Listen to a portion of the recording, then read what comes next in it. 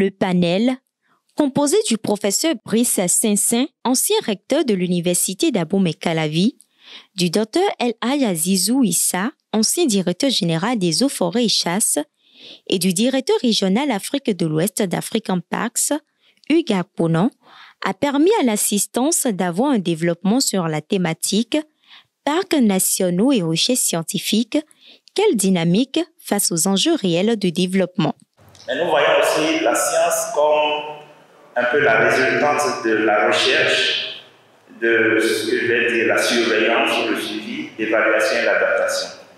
La recherche dans le sens de pouvoir répondre à un certain nombre de questions complexes, à un certain nombre d'incertitudes, que ce soit sur la faune, sur les écosystèmes ou sur des problématiques sociales importantes qui devraient aider à prendre de meilleures décisions de gestion.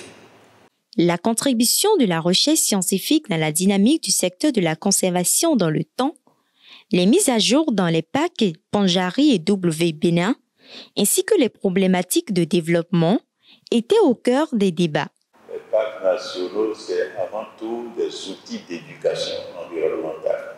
C'est avant tout pour aider le grand public, vraiment le grand public, à s'amouracher des aires protégées.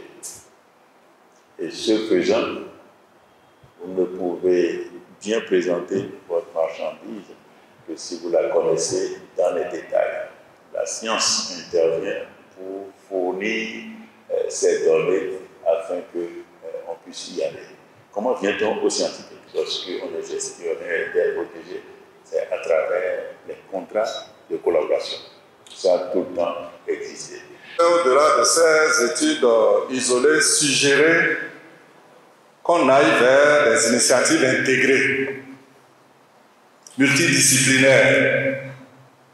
Parce que si le sociologue en périphérie ou le géographe qui maîtrise un certain nombre d'éléments en périphérie et à l'extérieur n'est pas en contact avec l'écologue qui aussi a des données qui pourraient permettre aux autres composantes de la recherche scientifique de pouvoir avancer, nous allons faire pour la plupart du sur place. Chacun va maîtriser ce qu'il maîtrise. Vous avez parlé de développement durable. Tant qu'on ne va pas intégrer toutes ces composantes et sortir le produit final dont l'homme peut bénéficier, les populations vont continuer à souffrir, à rester dans leur pauvreté et les aires protégées, en général, les parcs nationaux en particulier, ne pourront pas jouer leur rôle dans ce concept de développement durable. Un panel riche en causeries, débats et en partage d'expériences a été pour les participants un moment particulier de poser toutes les préoccupations liées à la conservation des parcs nationaux. C'est une belle initiative, un beau panel scientifique qui nous a entretenus ce matin et qui nous a donné beaucoup d'informations scientifiques. African Park fait de merveilleuses choses. Nous sommes de la nature, nous travaillons avec la nature, nous vivons avec la nature. Et ce panel est venu nous donner encore plus d'éléments à continuer par protéger la nature.